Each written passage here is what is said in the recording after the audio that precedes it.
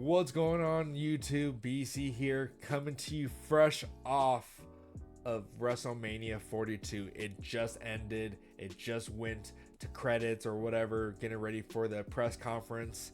And this is day and night better over night one of WrestleMania. Like, the clear difference between this is insane.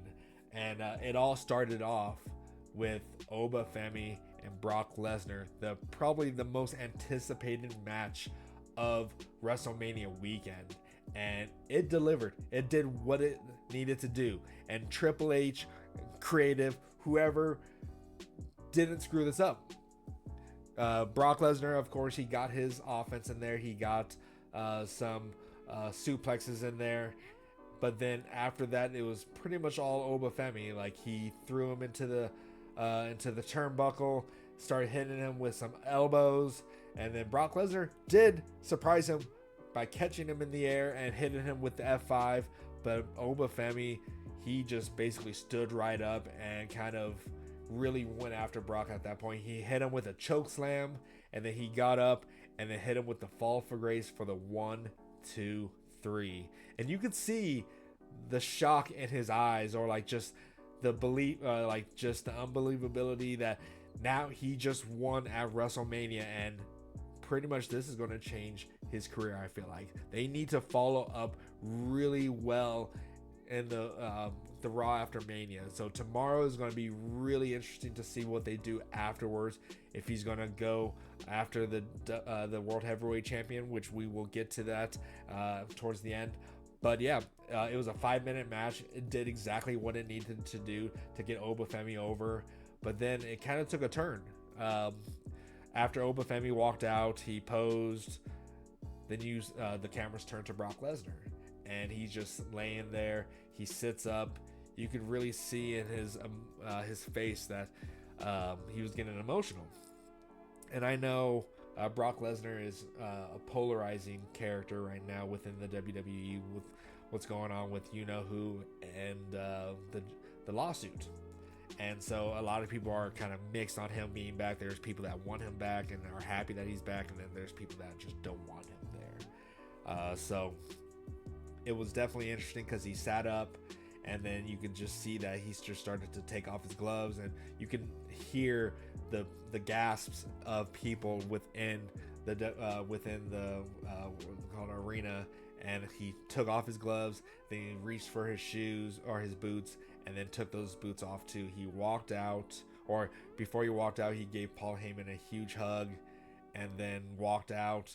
He started high-fiving, like giving high fives to people on the outside. And when stuff like that happens, you know that's pretty much it. Like, he has retired, and Oba Femi may have just retired Brock Lesnar, which is huge for Oba Femi. And I don't know what's going to go on with Gunther's favor from Paul Heyman. I don't know if this is legitimately his last match. If so, then that's huge for Oba Femi's career, saying that you were able to retire Brock Lesnar. And apparently Brock Lesnar handpicked Oba Femi for this match. So that's saying something big for Brock to Oba Femi. So that was great. Shout outs to Brock for putting over Oba Femi for that. So respect to him for him and his whole career. Regardless if you liked him or not, the dude is first ballot, or he's instantly a Hall of Famer, probably next year or the year after John Cena's induction. So it's going to be interesting to see what happens. But moving on to the ladders match for the Intercontinental Championship. It was, of course, it was Penta, Javon Evans, Dragon Lee, Rusev, and what was it? Who was it? Why am I blanking on who it was after that? I do apologize that I'm forgetting this person's name. But yeah, it was a great match. It was a 15-minute match, so it was longer, and it was very eventful. JD McDonough. Sorry, JD was in it, and how can I forget JD's spot that happened in this? But this was chaos. So everyone was hitting spots.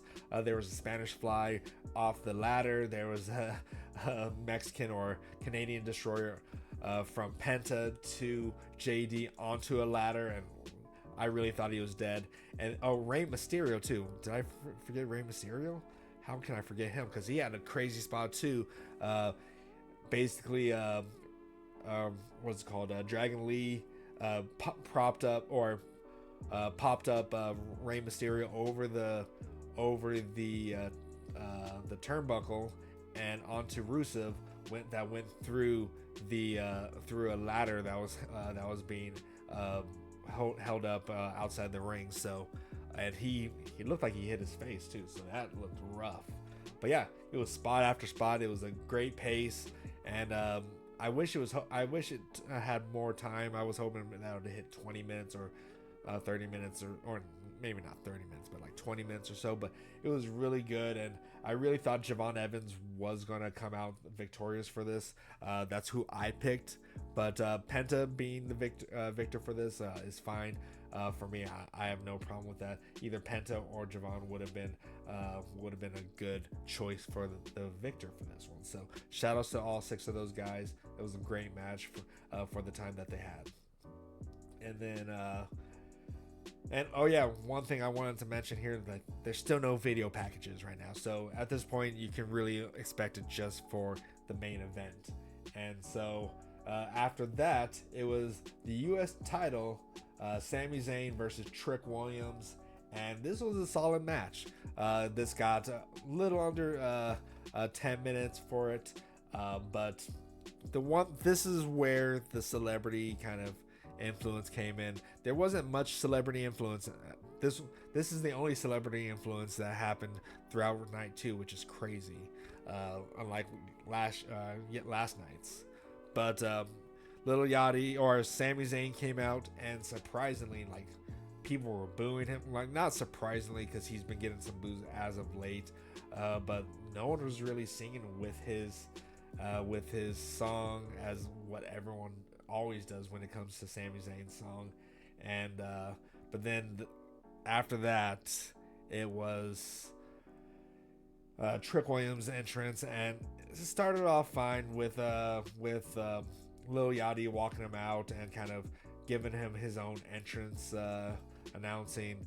But then it just kind of got a little too much, and I know what they were trying to do. And shout outs to Lil Yachty. I know he's probably never going to forget that. This was he's a huge WWE fan, so shout outs to him. But like, it just kind of got a little too much for the entrance. And freaking let's talk about I want to mention also before Penta's mask that he had, which was in regards to Mortal Kombat, Shao Kahn's mask, and that shit was sick.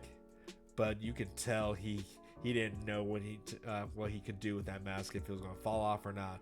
So like, when he was doing his intro, it was very stiff, and because he just didn't want it to fall out or fall off his head. But it was really sick.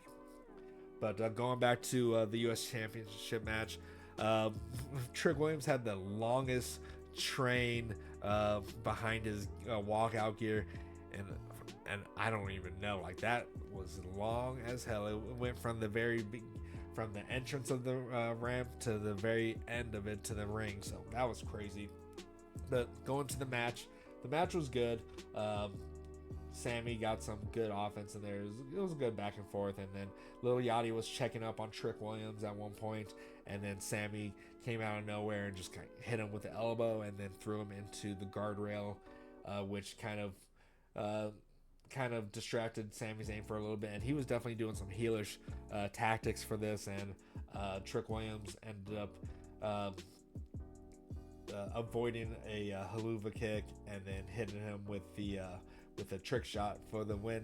So, and one of the Trick Williams' first main call up, what is called main roster call ups. Title, so it's going to be the U.S. title match, which is kind of funny that they had both the men's IC title and the U.S. title on night 2, but they couldn't have the women's U.S. title and the women's Intercontinental Championship on night 1. So they need to do better with the U.S. title. Like, why do you even have it anymore for the women's? Like, it's literally just like it hasn't had a PLE kind of a match for it. So that's just unacceptable, especially for a talented wrestler like Julia.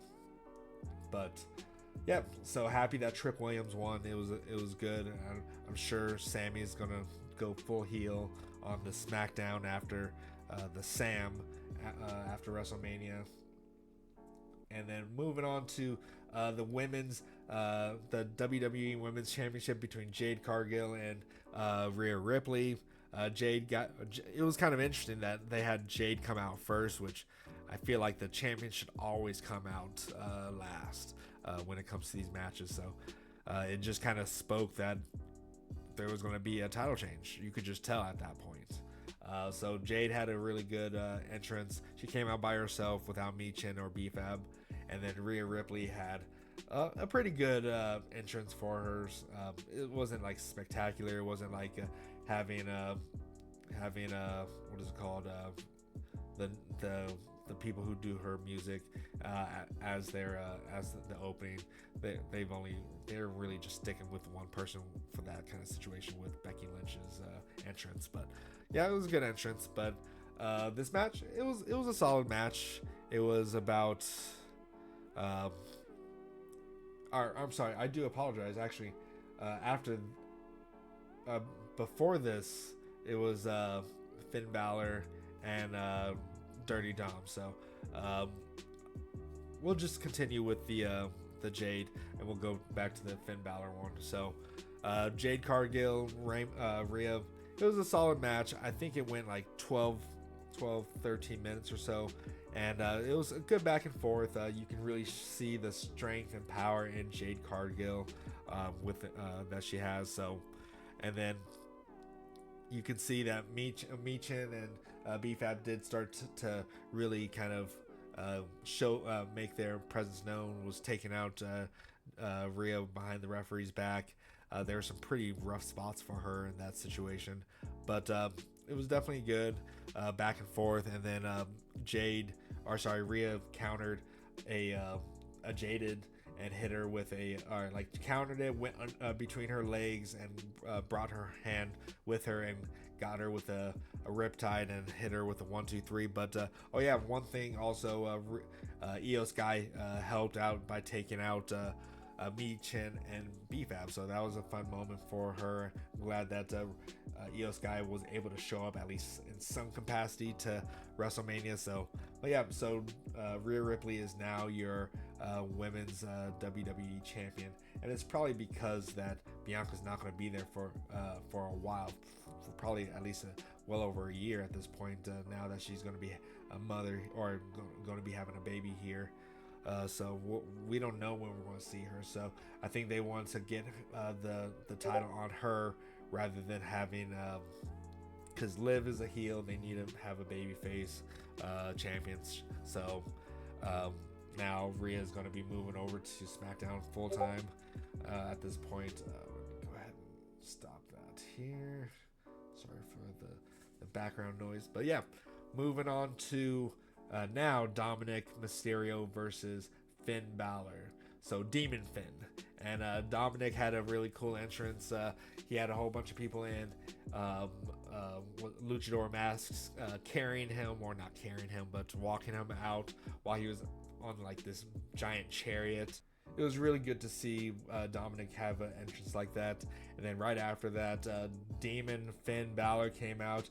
He had a really cool makeup on with this helmet or whatever, and it was kind of interesting that he had Demon written on his back or whatever. I'm surprised they didn't try to put an ad there on his back, but he walked down. They had the streamers going on with the red and black, and it just kept getting into his face, and you could see that he was trying to get it off him. And he had a little skull on the pike. I'm assuming that was symbolizing that for Dirty Dom. And before this, we actually found out, or it got turned into a street fight. So they put a stipulation on this, but not a stipulation on AJ Lee versus Becky Lynch, whatever.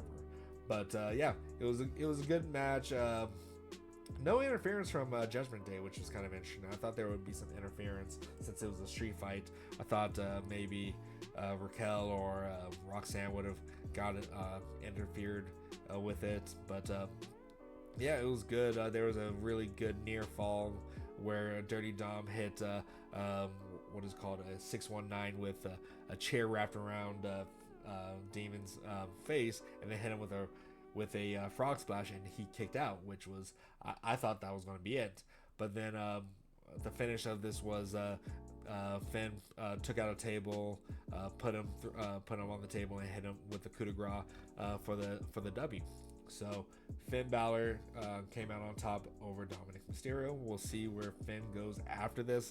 I don't know what they're going to do with him after this, because he's out of the Judgment Day.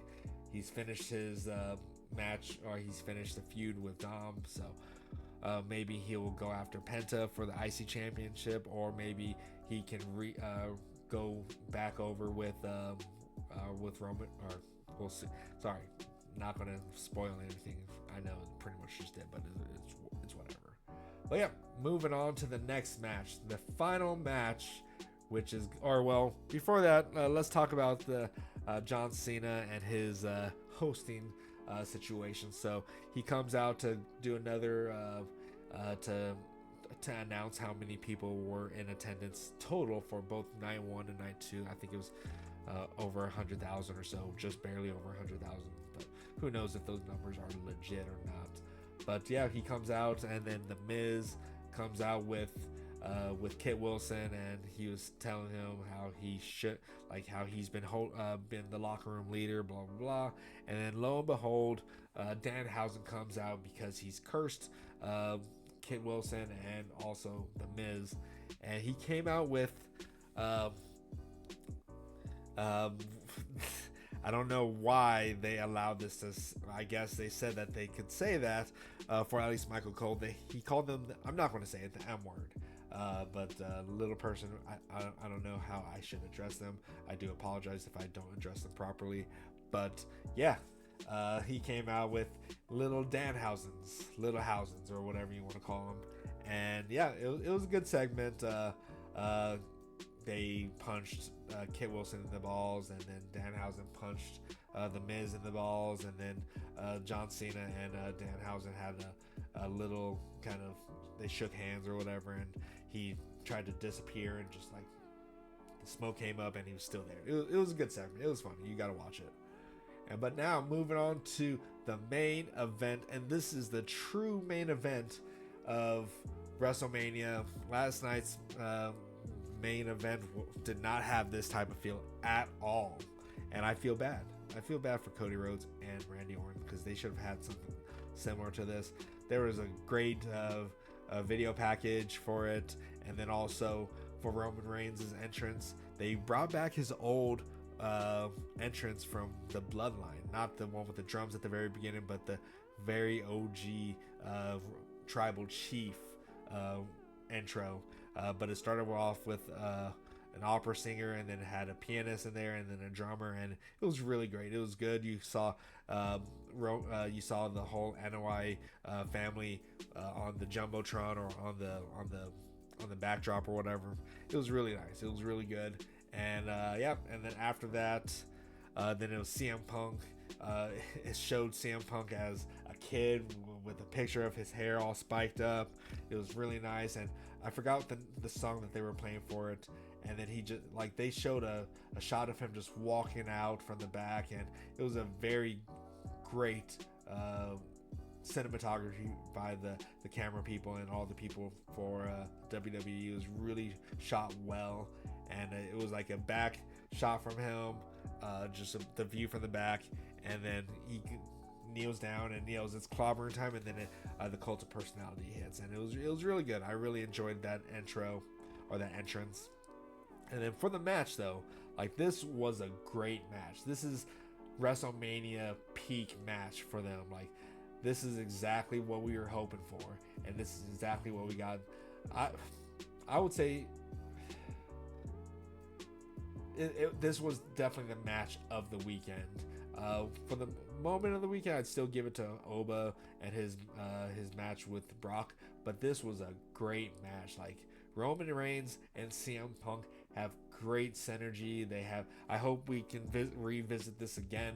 But this was a great match. The mind games that they were playing with each other, the shit talk that Roman Reigns was doing, like, he is unmatched when it comes to his shit talk to his opponents in the ring. Like, he just knows how to just lay it in on them and just kind of just really get under their skin, and you can just see the chemistry that these two have with each other.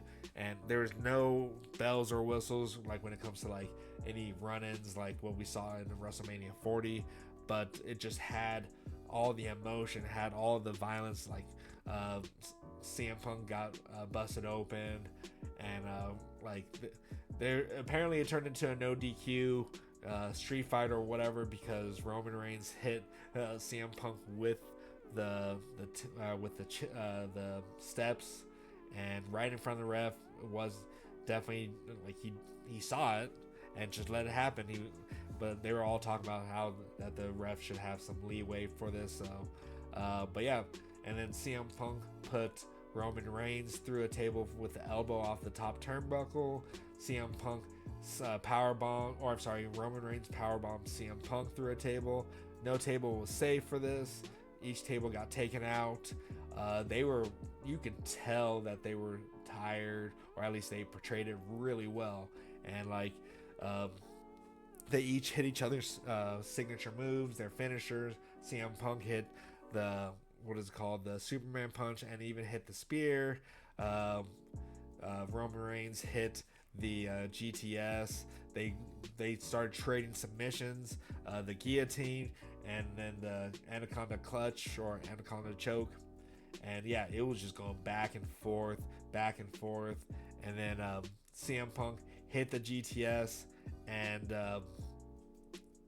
basically what he did with Seth Rollins and Drew McIntyre, where hit the GTS, they bounced off the ropes and back into a GTS. But this time, CM Punk just was completely out of it. He could not muster Roman Reigns back up to his feet, and he just dropped down. And then Roman Reigns saw what happened, hit the spear, and then CM Punk kind of sits up right off the bat again on his knees, and you could just tell he was spent. He swung and just missed and just face planted it into the ring, and then Roman Reigns just got up again and then just hit the spear. And before that, also CM Punk did do some kind of heelish tactics too. Did a low blow to Roman Reigns and hit a GTS, but still couldn't work. But yeah, that second spear from Roman Reigns is what sealed the deal, and we have a new world heavyweight champion in Roman Reigns. And yeah, that's it. And then he celebrated with his family outside of the ring. It was a great match. Definitely, if Dave Meltzer gives it anything less than a 5, I don't know what to say. But yeah, it was a great match. This was wrestling peak. This was a true main event of the evening, and CM Punk and Roman Reigns absolutely delivered. They killed it. This was the match of the weekend, but I'm still holding on to Oba Femi's match as the most impactful situation, because Oba Femi could easily now start to challenge Roman Reigns, but I think Oba Femi should win it probably at a big PLE, maybe SummerSlam or so. But yeah, it's going to be interesting to see Raw after Mania now, because I know he has to be there. He has to open too. We'll see what happens with that, if he'll give CM Punk his flowers or not. I'm assuming that maybe they might try to retread the bloodline situation and have Jimmy and Jay team back up with Roman and just re-emphasize the bloodline. Who knows if Sammy's going to try to come back? I don't know. It's going to be really fun to watch, and I'm excited for Raw after this. I'm not sure how excited I am for SmackDown, because who knows what's going to happen with that. But yeah, this was definitely a really good follow-up from last night's. You can easily tell that they put more love into this than they did yesterday. That yesterday was all about just having these celebrities really kind of have their shine, I guess. But also, still though, this was riddled with commercials and Hulk Hogan's his documentary, so we couldn't escape that. That was gonna be there. I'm not sure.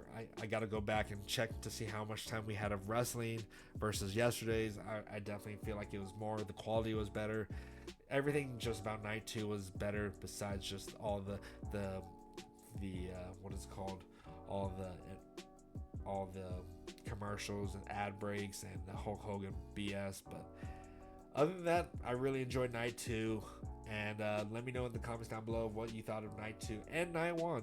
Let me know if you consider this like way better. What you thought of? What was your favorite match of the weekend? Which was the most impactful? Put it down in the comments down below. Go ahead and leave a like, subscribe, do all that good stuff. I really appreciate you taking the time watching my video. And until next time, guys, see ya.